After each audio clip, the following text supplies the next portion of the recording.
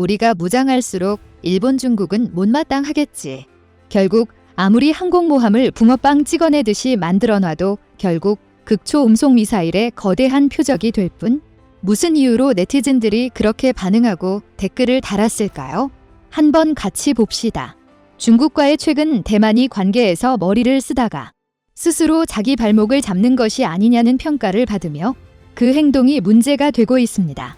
특히 러시아와 우크라이나 전쟁에서 러시아를 응원하는 유일한 국가가 중국이다 보니 더욱 대만이 조급해했다는 말이 나오고 있는 상황인데요.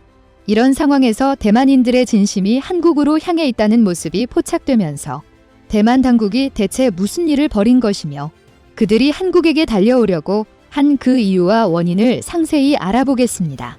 최근 러시아와 우크라이나 갈등으로 인해 가장 긴장하고 있는 국가 중 하나는 누가 뭐라 해도 바로 대만입니다.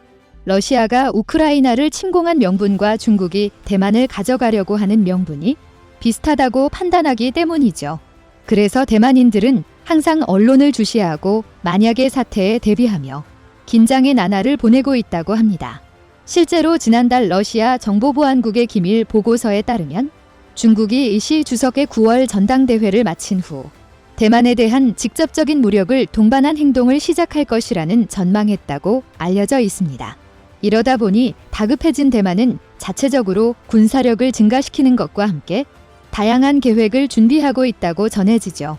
특히 우크라이나 상황을 지켜보며 언젠간 자신들도 비슷한 처지에 놓일 것이라는 위기의식과 함께 경제적 발전을 더욱 가속화하겠다는 생각도 놓치지 않고 있습니다.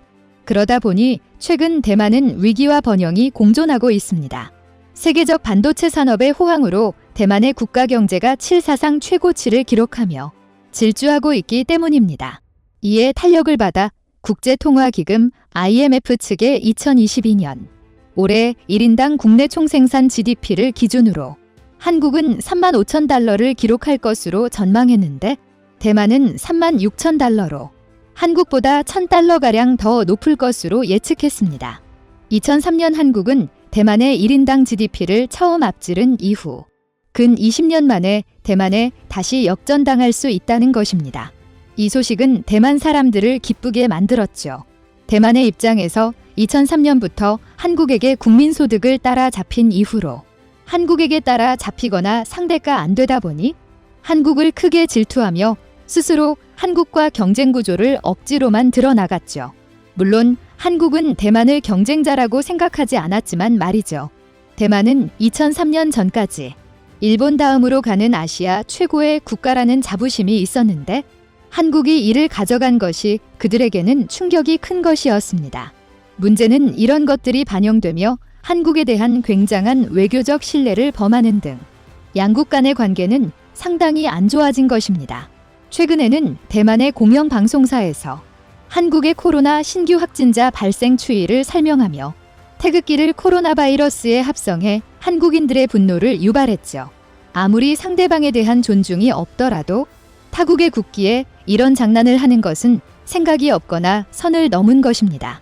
대만이 최근 들어 이렇게 고의로 한국을 깎아내리는 이유는 그동안 반도체 산업과 국가 경제 부문에서 한국에 대한 자신의 경쟁의식을 가지고 있었는데 최근 국제통화기금 IMF의 잠정 통계가 나오면서 20년 만에 대만이 한국을 국민소득 분야에서 이길 것으로 드러나자 이런 것들이 터져나온 것으로 분석됩니다. 심지어 한국 경제는 이제 저성장 기조에 돌입했고 한국의 반도체 산업도 이제 더 이상 희망이 없다는 말을 여기저기서 하는 것입니다. 재미있는 사실은 한국인들은 대만이 그렇게 혼자 분석하고 난리를 쳐도 그 나라에 관심도 없는 사람들이 대부분이라는 것입니다. 심지어 어디 있는지 모르는 사람도 많죠. 그냥 중국 남쪽 바다에 있는 게 섬나라 정도로 생각하는 것입니다. 하지만 이런 행동을 보이는 대만을 두고 어리석다고 느끼는 가람들이 많습니다. 현재 스스로 자화자찬하고 있을 것이 아니라 위에도 설명했듯이 중국의 침공을 막을 생각이나 하라는 것입니다. 사실 많은 수의 대만인들은 매일 불안에 떨고 있습니다. 중국과의 관계를 해결하지 못하면 발전된 경제도 아무런 의미가 없고 나아가 자신들이 중국에 흡수되어 공산정권 하에서 살아가야 하기 때문이죠. 그런데 대만의 이런 우려를 여실히 보여주는 일이 최근에 있었습니다. 얼마 전 대만 지상파 방송국인 중화-TV CTS에서 역대급 오보를 낸 것이었습니다. 대만의 공영방송사 중화방송이 메인 뉴스를 진행하던 도중 중국이 대만에 대한 미사일 공격을 감행했다는 속보를 내보내게 되죠. 그것도 자막을 무려 8분간 송출하는 방송 사고를. 속보 내용은 대만의 신베이시에 중국 인민해방군의 미사일 공격이 생겨 타이베이안 주요 시설과 선박이 파괴되었다는 내용이었습니다.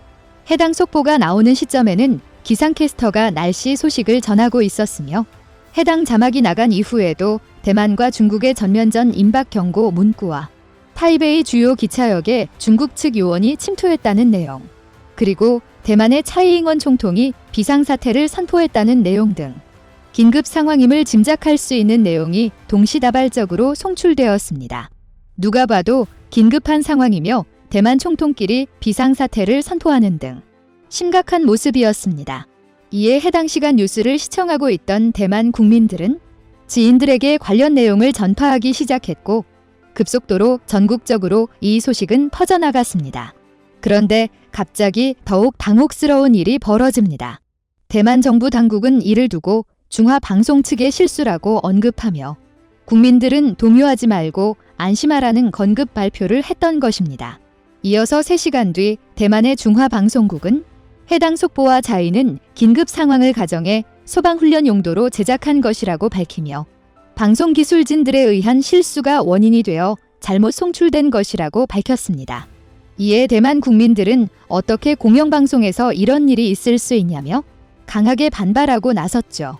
그뿐만 아니라 대만의 주식시장이 전쟁의 우려 속에 요동치는 등 사회적 혼란이 발생했습니다. 더욱 논란을 만들어낸 것은 추기 전 대만 국방부 장관은 이날 의회에 출석해 중화방송의 소식을 듣고 지신들도 놀랐다며 군부도 알지 못하는 중국의 공격이란 소식에 혀를 내둘렀다는 것입니다. 그리고 군 당국은 정보를 입수하면 가장 먼저 국민께 정확한 사실을 알리고 있으니 걱정하지 말라는 답변도 추가했죠. 결국 대만 국가통신전파위원회는 공공질서를 어지럽힌 중화방송에 대해 사고 경위를 조사한 뒤 적절한 책임을 물을 것이라 말하며 이번 일과 관련 있는 뉴스 PD와 편집자를 포함한 8명의 책임자는 중징계받을 예정이라고 밝혔습니다. 문제는 이것이 대만에서만 핫한 뉴스가 아니란 것입니다. TV에 오보가 나간 지 불과 10분이 지나지 않아서 서방 매체들은 중화방송의 보도를 인용해 즉각적으로 중국이 대만을 공격했다는 속보를 전하는 등 전 세계에 이 소식은 퍼지게 된 것이죠. 추후 이번 사건이 사고였음을 인정하고 다시 정정하기에 나섰지만 그 사이 이 소식을 접한 여러 국가는 굉장히 놀라며 대만 당국과 외교적으로 접촉하는 것을 통해 해당 속보의 진위를 가리려고 연락했다고 알려졌습니다. 그런데 여기서 놀라운 사실이 발견됩니다. 바로 이번 방송 사고가 어쩌면 대만 정부에 의해서 의도적으로 조작된 것이 아니냐는 반응이죠. 실제로 해당 방송국은 대만 정부의 지원을 받는 공영방송으로 문제가 된 내용은 이미 방송국 직원에 의해 작성되어 있었다고 합니다. 그리고 이런 중요한 것들은 중국을 자극할 수도 있는데 이렇게 당연하게 흘러나가는 것이 쉬운 일이 아니란 것입니다. 만약 대만에 대한 중국의 침공 시에 대만을 도와줄 주변국을 판별하고자 이런 속보를 냈을 수도 있다고 분석했습니다. 한마디로 이번 방송사고 후 주변국들의 대만에 대한 대응을 확인한 후 대만의 편에서 함께할 국가들을 살펴봤다는 것이죠. 이런 대만의 무리수는 대만의 상황에 기인합니다. 중국은 공공연하게 대만을 무력 통일하겠다 엄포를 놓고 있으며 대만의 차이잉원 총통은 유사시에 국정사회가 대만을 기꺼이 도와줄 것이라고 자신아이 만만한 상황이지만 우크라이나처럼 영토가 매우 넓고 전략적으로 방어가 가능한 지형이 아니라 대만은 사방이 바다로 둘러싸인 섬나라이기에 중국으로부터 위협에 항시 시달리고 있습니다. 따라서 대만 입장에서는 유사시 대만을 원해줄 지원국을 가장 먼저 판별하는 것이 제일 중요한 상황입니다. 특히 이번 러시아와 우크라이나 상황을 접하면서 세계의 여러 국가의 지원이 얼마나 중요한지 뼈저리게 느끼고 있을 것이기도 하죠. 더군다나 우크라이나는 운해 가입국이라는 것도 있었지만 대만은 그렇지도 못한 상황이기에 대만의 우려는 더 늡니다. 따라서 이번 방송사고는 단순한 방송사고가 아니라 방송 직후 다양한 국가들의 대만 외교부에 대해 사실 확인 요청과 대응을 모색하려고 한 것을 감안해 봤을 때 대만 정부가 유사시 자신들의 편을 들어줄 국가를 선별하려고 했을 수 있다는 합리적인 추측이 가능합니다. 또한 오보라서 천만다행이지만 늘 대만은 중국의 침공에 간장 만들고 있다는 점을 여실히 보여주기도 한 것이죠. 그런데 이번 방송사고 사건을 통해 밝혀진 것이 있습니다. 바로 대만인들의 한국에 대한 내심은 생각이 밖으로 표출된 것입니다. 방송사고 직후 대만의 포털 사이트에서 이상한 징후가 감지된 것이죠. 바로 한국 항공편에 대한 검색어가 급격하게 늘어나 실시간 검색어 상위권을 차지했다는 것입니다. 이것은 바로 중국의 침공이 시작되었다고 하자 엄청난 수의 대만인들이 한국으로 도피하기 위해 검색에 들어갔다는 것입니다. 이는 일본 항공편의 검색보다 많은 조회수를 보여줍니다. 그렇게 한국에 대해 질투하며 안 좋은 감정이 있는 것처럼 행동하면서도 정작 어려움이 다가오자 누구보다 빠르게 한국으로 피난을 떠나려고 한 것입니다. 정작 그들이 좋아한다고 말하던 일본보다 한국을 선택한 것도 내심 그들이 맘 편히 갈 수 있다고 생각하는 곳이 어딘지 나오는 상황이죠. 결국 대만 방송에서는 한국에 대해 부정적인 이야기를 늘어놓을지라도 대만 국민 개개인은 가장 위급한 순간에 한국으로 빠져나갈 궁리를 하는 것이며 이것이 실시간 검색어로 드러난 상황입니다.